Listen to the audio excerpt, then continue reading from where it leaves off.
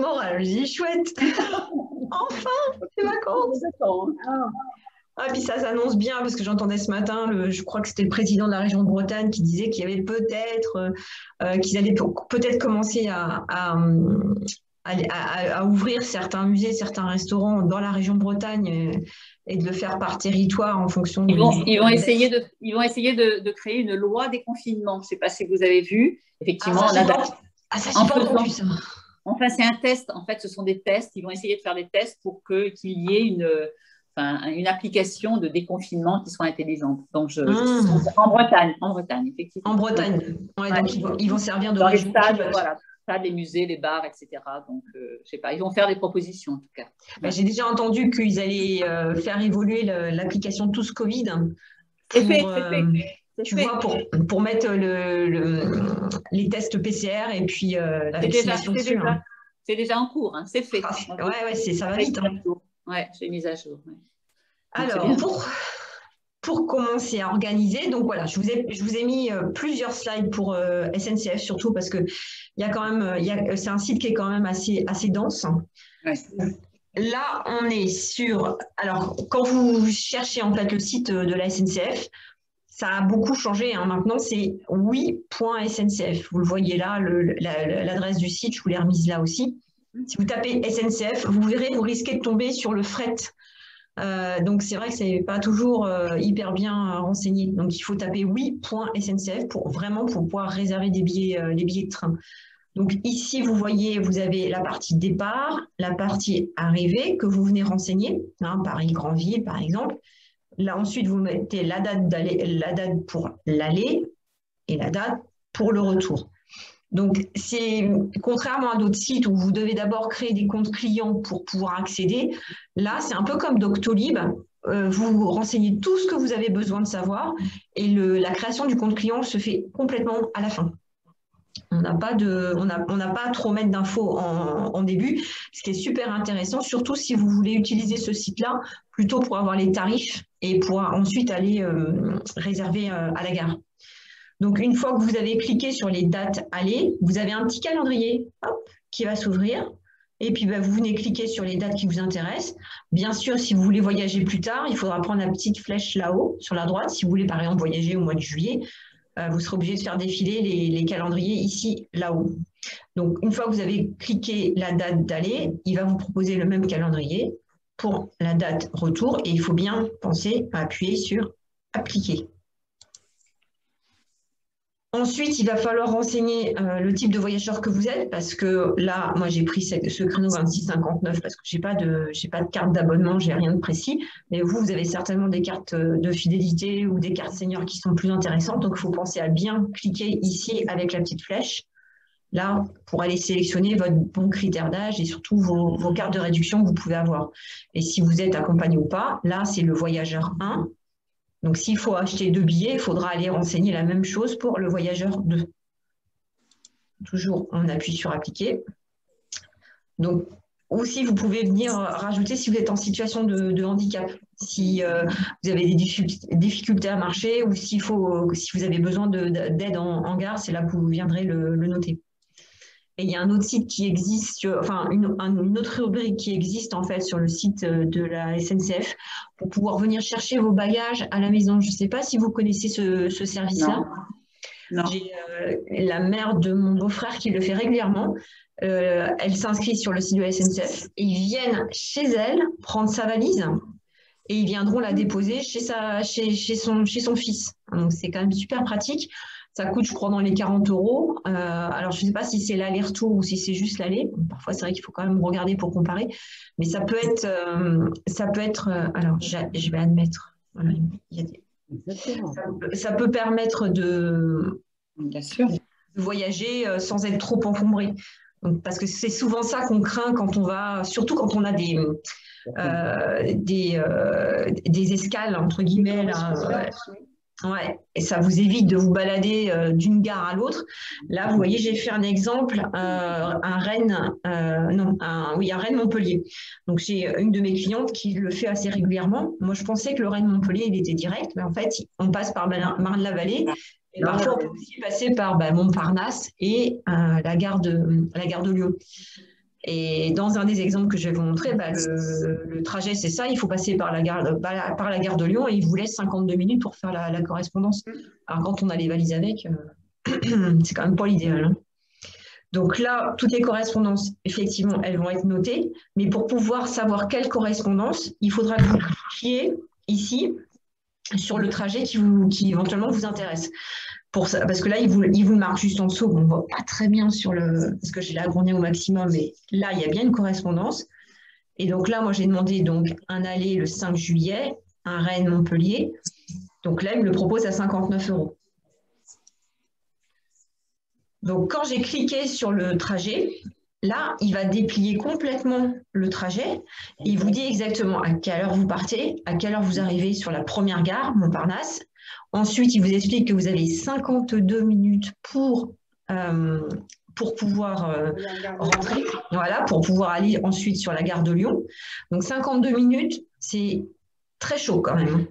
Enfin, perso, pour l'avoir fait souvent, après prendre le métro pour être sûr de son créneau, parce que dès qu'on descend pour aller chercher un taxi, faire la queue pour le taxi, faire le trajet en taxi jusqu'à la gare de Lyon, ça me semble un peu sportif quand même. Ouais, c'est sûrement un peu chaud quand même. Mais en tout cas, voilà, il vous l'explique. Comme ça vous permet de vraiment préparer votre voyage tranquillement. Parce que quand vous allez à la gare, que vous patientez déjà pendant 20 minutes pour passer devant le comptoir, que la personne vous bombarde avec tous les horaires en vous disant, ben voilà, j'ai tel trajet, j'ai tel horaire, bon, ben vous avez tant de temps pour faire la correspondance. Et puis, vous voyez qu'il y a plein de gens derrière vous, donc vous avez envie de vous dépêcher, vous n'avez pas forcément le temps de bien réfléchir à votre trajet. Là, au moins, vous faites ça tranquillement à la maison et vous choisissez le trajet qui vous correspond le mieux. Et là, surtout dans le cadre d'une correspondance, d'avoir suffisamment de temps, parce qu'il n'y a rien de pire que de se mettre à courir pour attraper un train. Là, vraiment, ça, c'est jamais très agréable, surtout que Paris-Grandville, il est peut-être plus à l'heure, non? Paris-Grandville, il y a des fois... Peut-être. On peut se faire surprendre quand même. Hein. Exactement. Et donc là, vous voyez, sur cette partie-là, il vous propose 2 systèmes de tarifs. Donc, vous avez un système de prix, là, à 71 € qui est modifiable, mais avec certaines conditions. Et là, c'est modifiable sans frais. Hein, c'est juste du simple au double. Hein. Je ne sais pas si vous voyez un peu l'idée maintenant. Et là, il joue beaucoup là-dessus à cause du Covid. Et tout ce qui est maintenant modification, annulation, dernière minute, ça devient vraiment compliqué. Mais bon, c'est comme tout. La SNCF profite du truc. Et là, vous avez sur ce... Alors, je vous remonte juste le slide précédent. Alors, attendez. Ouais, c'est là. Quand j'ai fait ma première demande, il m'a proposé, en fait, ce premier trajet-là, à 59 €. Et vous voyez ici, vous avez voir les prix sur le mois. Donc, je reviens ici. Donc, moi, j'ai cliqué dessus. Et là, ça vous permet d'avoir sur une seule visibilité tous les tarifs sur cette allée-là, le Rennes-Montpellier, pour pouvoir, vous, choisir le tarif le plus intéressant. Et c'est ça qui est assez agréable, c'est que quand on n'a pas d'objectif ou quand on n'a pas vraiment un critère de départ vraiment bien précis, quand on peut naviguer de 2 à 3 jours près pour aller en vacances quelque part, ben ça peut être intéressant de regarder les tarifs sur le mois pour aller chercher peut-être le tarif le plus intéressant. Et là, vous voyez quand même, on est sur un Rennes-Montpellier, hein, c'est quand même pas un petit trajet. Hein. Et ben on arrive à l'avoir à 49 € fin juillet. Franchement, c'est un super prix. Hein. J'aurais pas cru, moi. Moi non plus. Hein. Donc là, il y a des fois, on peut avoir de bonnes surprises en naviguant comme ça sur le mois entier. Donc là... Là, tu n'as pas de changement.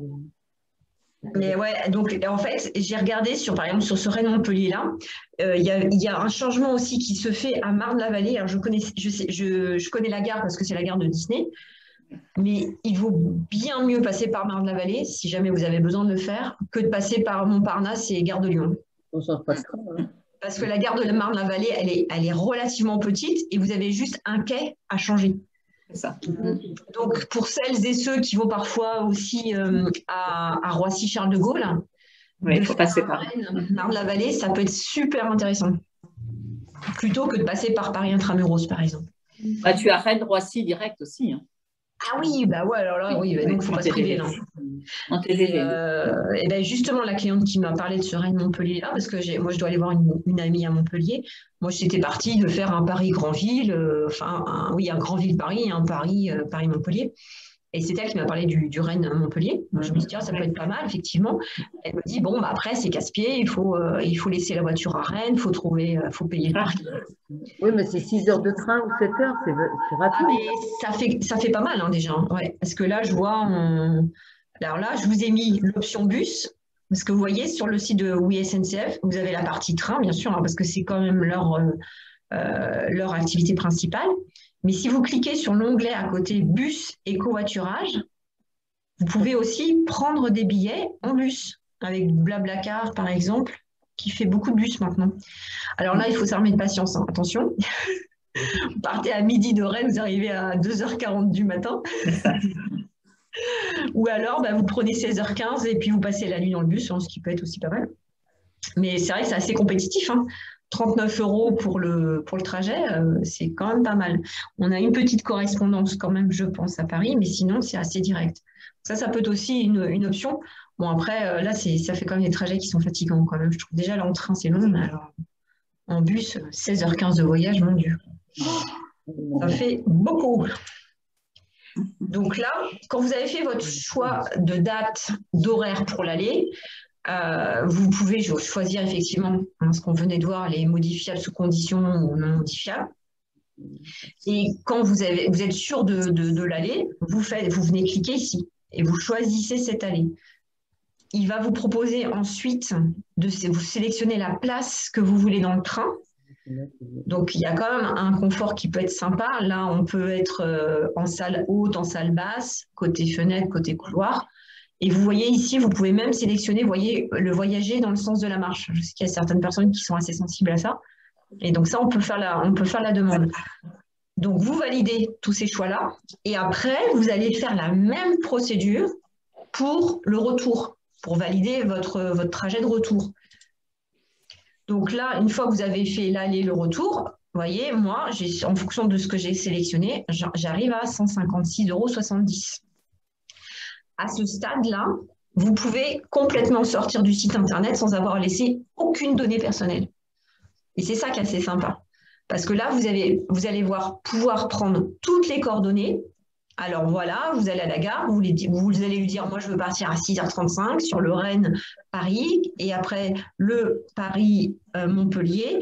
Et c'est ce tarif-là, et je vais être placée dans le sens de la marche, et je veux être côté fenêtre. Et j'ai mon ami qui me retrouve à Paris, je voudrais qu'on soit dans le même wagon. Voilà, ça vous permet en fait de tout boucler en gare directement avec toutes les informations, et comme ça, vous gagnez du temps pour pouvoir acheter votre billet. Mais si vous voulez réserver en ligne, vous pouvez aussi. Donc, vous allez voir que lorsque vous continuez le service, la SNCF vous proposera la location de voiture, les hôtels, etc. Donc, vous n'en pas, vous faites passer l'étape et vous validez votre voyage. Et c'est seulement à ce moment-là que la SNCF va vous demander vos coordonnées. Donc, il y a deux possibilités. Vous les mettez pour une seule fois, c'est-à-dire que là, vous voyez, moi, j'ai renseigné mon mail, marieclaire@trisaille.fr, ma civilité, prénom, le nom, un numéro de portable, et c'est pratiquement tout ce qu'ils vont me demander. Si vous souhaitez faire souvent des réservations régulières sur le site de la SNCF, vous pouvez enregistrer ces coordonnées en créant véritablement votre compte client. Mais si vous faites des réservations une fois de temps en temps, vous savez que vous aurez tout ça à remplir de nouveau, point à la ligne. Et comme ça, vous savez que vos données personnelles, vous les utilisez qu'une fois et puis c'est tout. Donc ça permet de ne pas trop laisser de choses traîner. Ça peut être sympa, surtout quand il y a des cartes bleues qui se baladent. Donc, une fois que vous avez rempli ça, ils vont vous demander en fait de régler avec votre carte bancaire. Et ici, dans ce cadre-là, vous allez noter les 4 séries, 4 chiffres de votre carte bleue. Ici, la date d'expiration et le petit crypto qui est à l'arrière de la carte, les 3 chiffres, qui permet de montrer en fait à la SNCF que si vous êtes bien en possession physique de la carte bancaire. Il va vous proposer, comme d'habitude, d'enregistrer vos numéros de carte bleue. Comme d'habitude, vous dites non. et vous viendrez cliquer en bas sur payer 156,70 €. Et vous allez être basculé, comme d'habitude, sur une plateforme de paiement en ligne. Suivant la banque que vous avez, ça on l'a déjà vu dans une visio précédente, vous allez peut-être recevoir un SMS, peut-être que vous allez recevoir un code sur votre téléphone portable qui vous permettra de valider votre achat. Et ensuite, la SNCF vous enverra ce style de mail avec votre billet. Donc, c'est ce mail-là qu'il faudra imprimer, ou le billet qui correspond, parce que parfois, il l'envoie en pièce jointe, parfois, il vous envoie un lien vers le site SNCF où vous pouvez télécharger votre billet, ou parfois, certains ont carrément l'application mobile sur leur téléphone portable, et ils présentent l'application sur le téléphone. Ça, c'est en fonction de vos usages, ça, c'est vous qui voyez. C'est vrai que bon, moi, le téléphone, c'est pas que ça me fait peur, mais je me dis, si jamais je perds mon téléphone, on me le vole pendant le voyage, ou j'ai plus de batterie. Moi, je fais les deux. Je l'ai toujours au format papier, ça me Moi rassure. aussi, je fais toujours les deux. Ouais. Ah ouais, je trouve ça plus sûr. Et puis quand on cherche, vous savez, le numéro du wagon, la place, non, il faut rechercher sur le téléphone. C'est toujours là qu'on prend un risque de se faire bousculer et de se faire piquer quelque chose. Exactement. Donc moi, je préfère effectivement ce système-là. Et donc là, vous avez votre billet entre les mains. Vous n'avez pas besoin de le composter. Donc ça aussi, ça fait gagner un petit peu de temps. Et comme ça, vous pouvez voyager tranquillement. Donc ça, c'est assez pratique. Ensuite, vous avez toute la partie des sites de location de voitures. Donc là, je vous les ai cités. Il y a Hertz, Europcar. Donc ici, sur Granville, je crois qu'il y a surtout Europcar. Je crois que c'est d'ailleurs, il me semble que c'est la seule qui est. Sinon, je vous ai mis les autres aussi qui sont à ses côtés.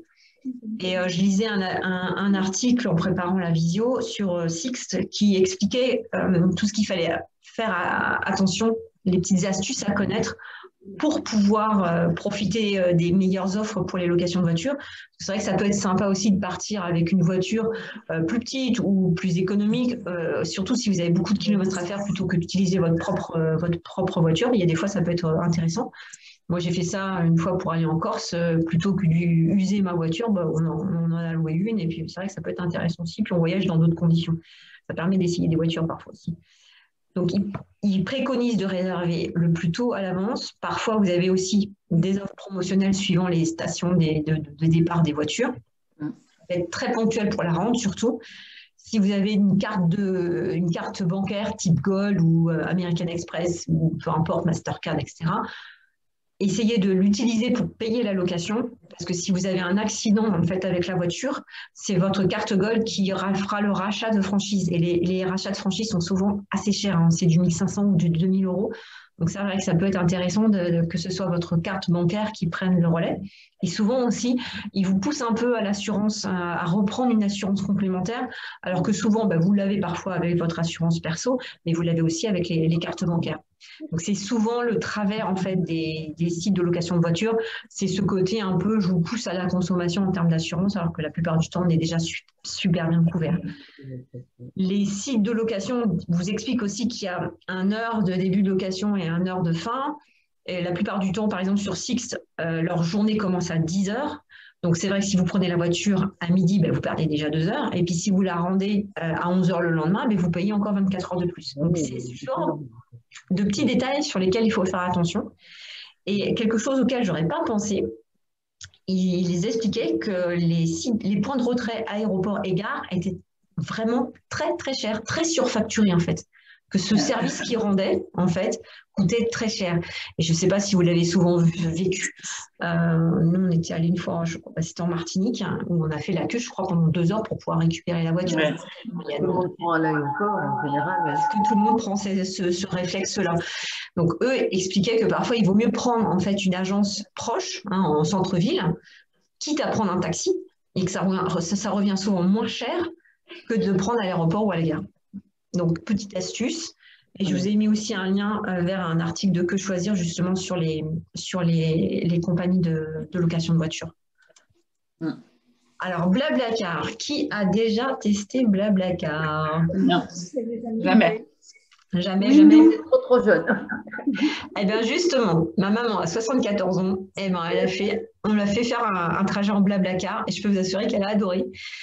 Alors, ça a l'air toujours un peu complexe au début, mais c'est toujours le même système. Et moi, j'ai découvert qu'on pouvait en fait le faire par Internet sur votre ordinateur et pas forcément sur l'application. Parce que c'est souvent comme ça que ça a été vendu, hein, qu'il faut un smartphone, il faut télécharger l'application Blablacar et se renseigner dessus pour pouvoir réserver des trajets. Mais vous pouvez le faire aussi sur Internet. Et ça, moi, j'ai créé mon compte tout à l'heure en vous préparant la visio. Donc, Blablacar, c'est du covoiturage. Et donc, ça a deux avantages. C'est-à-dire que vous pouvez, vous, être un voyageur, mais vous pouvez être aussi le conducteur qui prend des voyageurs pour amortir vos frais de déplacement. Donc, je ne sais pas si vous allez souvent, par exemple, à Caen ou à Rennes. C'est pas très loin, hein, mais j'ai regardé tout à l'heure, un Granville à Rennes, c'est facturé, attention, accrochez-vous, hein, 6 euros. Ben oui, oui. Donc, c'est hyper intéressant. Plutôt que de prendre sa voiture, de se galérer pour pouvoir trouver une place de parking. Et là, on parlait tout à l'heure, par exemple, de faire un grand voyage et de faire un Rennes-Montpellier. Eh ben, au lieu de se casser la binette à trouver une place de parking, à payer du parking pour 8 ou 15 jours, eh ben, avec ce système-là, vous partez de Granville, vous vous mettez d'accord en fait avec le conducteur pour un point de récupération dans Granville. Vous demandez à une copine de vous laisser quelque part, que ce soit sur une aire de covoiturage pas très loin d'ici, et la personne vous prend à ce point de covoiturage, vous laisse à la proximité de la gare de Rennes, parce que c'est à vous en fait de spécifier où vous voulez être laissé, et vous choisirez quelque part votre trajet en fonction de ça. Et bien, vous payez 6 euros. Donc, ça peut être hyper intéressant. Les seules choses que vous demande en fait Blablacar, c'est votre adresse mail, le nom, le prénom, la civilité, votre date de naissance et un numéro de portable. Une fois que vous avez créé, vous voyez, j'ai mon petit compte là, Marie-Claire. C'est un peu comme la SNCF. Vous allez venir ici mettre votre lieu de départ, votre destination. Ici, vous renseignez la date, le nombre de personnes que vous êtes. Hein. Par exemple, si Marie-France et Annie veulent aller se promener à Saint-Malo, bah, par exemple, elles mettront 2 passagers. Hein. Juste un petit exemple, par hasard. Et voilà, allez prendre un petit peu l'air et vous ferez. Voilà, vous voyez, moi j'ai mis Granville à Rennes pour le 24 avril, un passager. Et vous cliquez sur Rechercher. Et vous voyez là le profil d'une conductrice hein, qui s'appelle Juliette et le prix de la course, en fait, du covoiturage. Donc, elle, Juliette, elle va pouvoir, par exemple, dire qu'elle a, par exemple, 3 places. Donc, elle va essayer de remplir sa voiture avec 3 personnes qui paieront 6 euros. Et en général, ce que les conducteurs demandent, c'est que de tous partir pratiquement du même endroit, mais parfois, Juliette, elle peut prendre quelqu'un à Granville, elle va s'arrêter à Sartilly pour prendre une 2e personne, elle peut prendre une 3e à Avranches, et puis lâcher tout le monde à Rennes, par exemple. À quoi correspond à Juliette c'est quoi les 4,8? Alors, les 4,8, c'est sa note. C'est-à-dire que c'est Blablacar fait noter les voyageurs. Les voyageurs, oui. Pour cette conductrice-là. Donc, ça vous permet aussi de voir son type de conduite, quel type de voiture elle a, parce que quand on est une femme seule et qu'on voyage, on n'a peut-être pas envie de se retrouver avec Jojo qui a 54 ans et qui conduit une voiture pas très nickel, par exemple, on ne sait jamais. Donc là, ça vous permet de choisir votre conducteur. Donc mon mari m'expliquait tout à l'heure que lui, il a déjà eu le cas, effectivement, de réserver un Blablacar avec un monsieur pour papoter entre mecs et que finalement, ça se trouvait être une autre personne. Donc ça, il faut faire attention à ce genre de choses parce que parfois, vous pouvez avoir des substitutions de conducteurs et à ce moment-là, ça, il faut vraiment le faire remonter à Blablacar en disant que vous aviez pris rendez-vous, vous aviez réservé un trajet avec un type de conducteur et qu'au final, ce n'était pas la bonne personne. Il peut y avoir ce type de loup un petit peu sur ce site-là, mais ce qui est assez sympa, c'est que vous savez exactement combien ça va vous coûter. Vous payez sur le site. Et le conducteur ne reçoit le paiement que lorsque le trajet est fini et que vous avez noté le conducteur. Donc, c'est assez sécurisé quand même. L'argent, il ne l'a pas tout de suite. Vous ne risquez pas de vous faire planter sur une aire de covoiturage. C'est assez rare. On ne sait jamais, mais ce n'est pas le but. C'est sérieux. Ils ont de bonnes notes en Blablacar. Oui. Oui, oui, c'est sérieux. Nous, on l'a fait en tant que conducteur. Alors. D'accord, ok. Tu as Et pris des oui, voyageurs. au moment où justement il y avait des gros problèmes avec les grèves, Oui. avec les trains, Mm. et ça permet souvent, ça dépanne hein, les gens parce que Oui.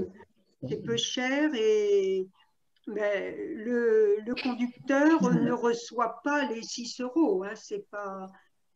Ah bah, il y a il y a une Ah bah, partie qui est prise en charge par Blablacar. bah Ouais, oui, tu as une Oui, oui, commission. oui, je ne sais plus le pourcentage, mais bon, Ouais. ça ne rapporte pas forcément beaucoup, mais souvent ça dépanne. Ça dépanne et puis bon bah toi ça te paye ton payage ou une partie de ton Oui, essence. voilà, oui. Et puis bon, quand on voyage seul, c'est vrai que c'est sympa d'avoir un peu de compagnie. Ça peut être aussi sympa. Mm. Donc là, par exemple, quand j'ai cliqué sur le trajet de cette jeune fille, hein, de cette jeune femme, après, elle vous dit exactement d'où elle part, de la gare de Granville et 750 mètres autour, et puis là où elle va vous laisser, en fait. Voilà. Donc moi, j'avais dit que je voulais aller à la gare. Bon, ben là, ils me préviennent quand même que elle va me laisser à 2,7 km de la gare. Donc après, moi, je peux contacter en fait la conductrice et préciser avec elle en disant, mais est-ce que tu pourrais me déposer un peu plus près de la gare ou à proximité d'un bus pour que je puisse en plus ensuite récupérer Ou du métro. Les du arrêts métro. se font souvent Oui, près du exact. métro. Comme ça, au moins, ça te permet de récupérer la gare plus rapidement. Et quand vous êtes OK, bah, vous continuez, et puis après, vous pourrez faire la réservation. Et souvent, il précise, donc elle expliquait qu'elle demandait à ce que tout le monde porte le masque, qu'elle ne prenait pas d'animaux dans sa voiture, et qu'elle avait une petite voiture, un petit modèle, et qu'elle privilégiait les gens qui avaient des valises, des petites valises, quoi, pas les gros machins. Donc, tous ces détails-là, vous l'avez avant de partir, donc ça vous permet quand même de vous décider. Et je vous ai mis aussi un petit listing pour les comparateurs de vol pour ceux qui veulent prendre l'avion. Parce que comme vous le savez, de toute manière, vous pouvez bien sûr réserver de la même façon qu'on le fait avec le train. Vous pouvez réserver votre avion directement sur la compagnie que vous souhaitez. Là, je vous en ai sélectionné quelques-unes. Donc, vous allez vous savez que vous voulez faire un Paris-Marseille, vous allez sur Air France et vous faites votre réservation. Mais c'est vrai qu'il y a des fois, ça peut être intéressant d'utiliser les sites de comparateurs en ligne. Donc, on entend souvent parler de Ligo, d'Opodo, je ne sais quoi encore. Il y en a quand même beaucoup en fait qui utilisent en fait ce système-là de vous proposer toutes les compagnies et ils font travailler à votre place au lieu d'aller sur Air France, EasyJet, British Airways pour comparer à chaque fois les vols, les départs, les prix des taxes, les prix des bagages complémentaires. Quand vous utilisez un comparateur en ligne, il va faire ce travail-là pour vous. Donc, les deux qui sont les mieux notés par 60 millions de consommateurs, c'est Expedia. Et donc, je connaissais plutôt pas mal parce qu'Expedia, ils font les vols, mais ils font aussi les hôtels, ils font les vols plus hôtels. Et Easy Voyage. Alors, Easy Voyage, je ne le connaissais pas. Je suis allée voir tout à l'heure, justement. Ça a l'air assez sympa. Il y a aussi pas mal de propositions de séjours sur la France. Donc, bon, voilà, une découverte aussi. Et ce que je ne savais pas non plus, c'est que certains comparateurs, notamment là, par exemple, les Ligo, certains comparateurs de vol sont commissionnés par les compagnies aériennes. Ça, il faut le savoir. Ce qui fait que quand vous voyez toujours plus ou moins les mêmes compagnies qui remontent dans les sites de comparaison de vol, c'est qu'il y a peut-être un loup aussi. C'est peut-être parce qu'ils ont payé une commission plus importante que d'autres compagnies. Il y a des compagnies qui refusent de les payer. Donc, eux sont tout de suite écartés en fait, du site de comparateur. Donc là, ça, il faut l'avoir en tête. Et n'hésitez pas à aller, par exemple, je vais vous le montrer tout de suite après, c'est Trustpilot qui permet de faire des comparaisons, avoir des avis sur certaines compagnies ou toutes les sociétés que vous voulez. Trustpilot, c'est assez bien fait. Et bien sûr, TripAdvisor, qui lui aussi est un site d'avis, surtout pour l'hôtellerie, mais qui marche bien aussi pour les sites de voyage. Donc là, j'ai fait un test avec, par exemple, Skyscanner, que je ne connaissais pas non plus, qui, lui, tout de suite annonce sa couleur en disant qu'il touche des commissions des agences de voyage, mais lui, il l'annonce d'emblée. Mais en disant, enfin, voilà, il argumente en disant que ça n'influence pas ses préconisations. Donc là, j'ai fait, je ne désespère pas de faire un Nantes-Florence. Donc là, j'ai mis mes dates de départ. On lâche pas l'affaire. Et il vous propose, Skyscanner, plusieurs possibilités. Donc, lui, le meilleur rapport qualité-prix, c'est celui-ci, avec parfois des escales, et puis il vous donne le temps de transport. Le moins cher, et là, vous voyez, il y a 10h43 de temps de trajet. Donc là, vous vous rendez compte quand même qu'il y a 18 € d'écart, mais là, on a quand même 6 heures de temps de voyage de différence. Hein. C'est quand même assez intéressant. Et donc, le plus rapide, 4h10, mais c'est quand même 530 €. C'est vrai que là, on voit qu'on a un rapport qualité-prix qui est quand même pas mal. 168 € pour 4 heures de voyage. Et bien sûr, ils vous proposeront toujours des hôtels, etc. Ça fait partie du jeu. Et là, ils peuvent même vous proposer les locations de voitures qui vont après. Donc ça, c'était Skyscanner. Et donc là, j'ai essayé la même chose avec Easy Voyage, dont parlait le site de 60 millions de consommateurs. Et on voit là, vous avez toujours le type de compagnie qui vous est proposé, l'heure de départ, est-ce qu'il y a une escale, le temps de voyage, etc. et les offres. Donc on arrive à peu près sur 160 € pour un Nantes-Florence. Ça peut être une bonne idée de voyage. Voilà. Donc là, je vais arrêter et je vais vous montrer. Je vais quand même repartager juste mon écran 2 minutes pour vous montrer. Alors, c'est ça que j'aurais dû faire tout à l'heure. Hop. Donc voilà, ça c'est le site d'Easy Voyage. Je ne sais pas s'il y a encore. Voilà, donc là, ça vous permet de cliquer. Vous voyez, il vous renvoie après vers d'autres compagnies. Là, c'est eDreams. Voilà, Opodo. Donc, il va chercher aussi des propositions sur d'autres comparateurs. Donc, c'est des comparateurs qui comparent les comparateurs. C'est quand même assez dingue. Donc là, vous pouvez choisir tranquillement. Ben là, la compagnie, il vous prévient que c'est KLM, qui est une compagnie qui est très, très bien notée, KLM. Et sinon, ben là, on est sur du low cost Vueling. Et donc, je vous parlais des sites de comparateurs. Donc, Trustpilot. Le voilà. Donc, sur Trustpilot, vous pouvez demander des avis sur plein de choses. Moi, je l'ai fait la dernière fois sur Vinted, par exemple. Et ça m'a fait peur parce que vu les avis que j'ai vus là-dessus, je me suis dit, ah, ça n'a pas l'air terrible. Mais en fait, bon, malheureusement, souvent, les gens qui viennent laisser des avis, c'est souvent des gens qui ne sont pas contents. Alors, si on fait, par exemple, je ne sais pas, Expedia, on va voir. Expedia. Donc là, vous voyez, il vous dit qu'il y a 872 avis. Mais voilà, il y a souvent du très mauvais. Alors que c'est une des meilleures agences qui est cotée.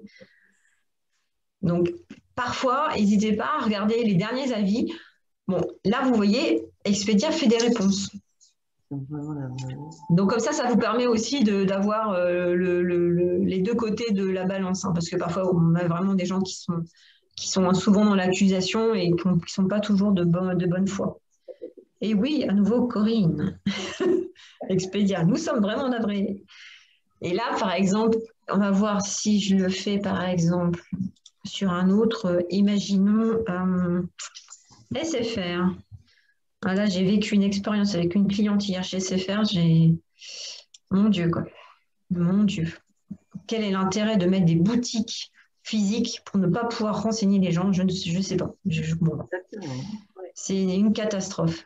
Et vous voyez, 93% de mauvais avis. SFR, c'est un des pires. Enfin, il faut dire, Orange, Bouygues, Free, c'est un des pires. Moi, la jeune femme qu'on est allé voir avec ma cliente, qui a quand même 85 ans, hein, elle était à la Poste Mobile. La Poste Mobile a vendu tout son fichier Internet à SFR. Et hop, ils ont déboulé tout le monde sur SFR. SFR n'était pas au courant. Enfin, en tout cas, les filles à la boutique ne le savaient pas. Et on lui a pratiquement pas laissé le choix.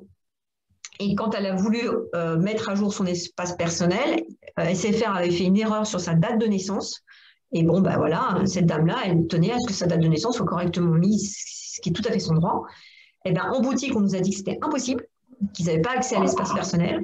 On me l'a dit ça aussi à SFR. N'importe quoi. Quand on a voulu demander un renseignement sur les tarifs, parce qu'on lui avait fait un tarif valable seulement sur 6 mois et qu'après elle repassait donc de 28 €, elle repassait à 38 € juste pour Internet et le téléphone fixe. Hein. C'est n'importe quoi. Et c'est pas grave. La jeune femme nous dit ah ben non, je peux pas vous renseigner, il faut appeler le 10-23. Je dis mais vous faites quoi en boutique en fait? Ah mais en boutique, en boutique on vend les téléphones et les nouveaux contrats, c'est tout. Voilà, merci et hop. C'est pas la peine de rester. J'appelle le 10-23. Je suis restée au téléphone avec une jeune femme qui était gentille, hein, mais sur une plateforme, vous savez, où ils sont tous au téléphone, on entend les conversations des autres personnes. C'est incompréhensible. Et elle finit par me dire ah non, on ne peut pas changer la date de naissance de madame. Non, non, il faut le faire en ligne. Et il faut joindre une pièce d'identité scannée. Bien sûr. La dame a 85 ans, quoi. Non, elle a scanné sa pièce d'identité. Non, mais c'est n'importe quoi. On a fini par le faire, mais bref. Donc, quand vous avez un doute sur un service et que vous hésitez à choisir un prestataire, quel qu'il soit, ben, venez ici de temps en temps. Ça peut vous aider. Hein, parce que là, vous voyez, ça date d'il y a 5 heures. Hein. Voleurs, escrocs, offre vraiment écœurant, la façon de procéder. On vous fait bénéficier sans rien vous demander du meilleur forfait. Ouais, voilà. Voilà. 0 pointé. Bon, le service client est bon à rien. Il y a quand même le choix. Hein. Et donc, l'autre site dont je voulais vous parler, c'est TripAdvisor. Donc, qui m'a coté bien des nuits blanches quand j'étais directrice d'hôtel. Oui, clairement. Oh mon Dieu, qu'est-ce que j'ai souffert avec TripAdvisor. Parce que malheureusement, les clients qui sont super satisfaits, ils ne prennent pas le temps de venir le mettre. Et c'est ça qui est un peu dommage. Mais bon, c'est comme ça, c'est partie du jeu. Donc là, vous pouvez demander, TripAdvisor peut vous servir pour faire des réservations, mais la plupart du temps, c'est pour les avis. Donc, vous venez demander, en fait, là, sur les avis en ligne. Alors, je ne sais plus comment ça fonctionne maintenant. Là, c'est pour écrire un avis. Alors, imaginons, je ne sais pas si je peux juste avoir un avis. Et je ne veux pas écrire d'avis. Alors, avis sur les resorts. Les resorts, espagnol de l'homme. Donc, si je fais TripAdvisor, voilà. Parfois, il faut le contourner comme ça parce qu'on n'a pas toujours, quand on va sur leur site, ils poussent en fait à la réservation en ligne. Donc, voilà. Là, j'ai cherché un hôtel, une résidence où j'ai travaillé. Wow, c'est beau. Ah, c'est à Bagnoles? C'est à Bagnoles, ouais, sympa. Avec la famille, c'est vraiment sympa. Ils ont des beaux équipements. Petits apparts très chouettes. Donc là, ils vous donnent en fait tout un tas d'informations. La note, avec quand même du bon, quand même, malgré tout.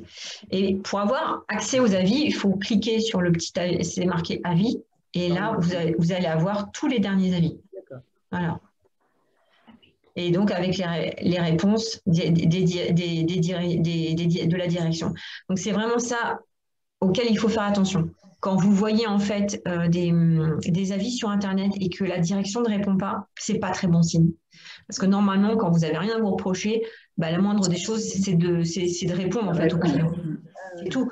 Et parfois, il y a des clients qui sont de bonne foi, puis il y en a d'autres qui ne le sont pas du tout. Et moi, vraiment, j'en ai croisé quelques-uns qui vous disent qu'ils ne vous ont jamais vu, qui se sont plaints et que personne ne les a pris en compte, alors que vous savez que vous les avez surclassés, vous leur avez offert le petit déjeuner, mais ça, bien sûr, les gens ne le notent pas. En fait, c'est juste pour casser du sucre sur l'hôtelier. Donc là, ça vous permet, quand vous faites un projet de voyage ou que vous voulez trouver un hôtel, de quand même venir voir ici ce qui s'est passé. Donc, ce que vous pouvez faire, c'est sélectionner le excellent et le horrible médiocre. Ça vous donnera une bonne idée entre ce qui est très très bien, parce que parfois le très très bien aussi, ça peut être fait par des personnes de l'équipe. Et le horrible médiocre, ça peut aussi vous donner une idée de parfois des décalages. Mais faites une petite moyenne entre les très très bonnes notes et les mauvaises, comme ça vous aurez déjà une meilleure idée. Mais TripAdvisor, c'est assez sympa parce que vous pouvez l'utiliser pour des hôtels, des locations, mais aussi pour des prestataires de loisirs, par exemple. Si vous voulez réserver, je ne sais pas, des bateaux, du kayak, faire du parapente, par exemple. Voilà. Vous pouvez aussi trouver ce genre d'avis là, et ça peut vraiment parfois servir parce que certains clients vont vous dire ah oui alors la chambre sur la piscine super sympa sauf que ce que ne vous a pas dit l'hôtelier c'est qu'il y a des fiestas tous les soirs, on ne peut pas dormir avant 11h du soir. Bon bah si vous vouliez vous reposer et avoir du calme,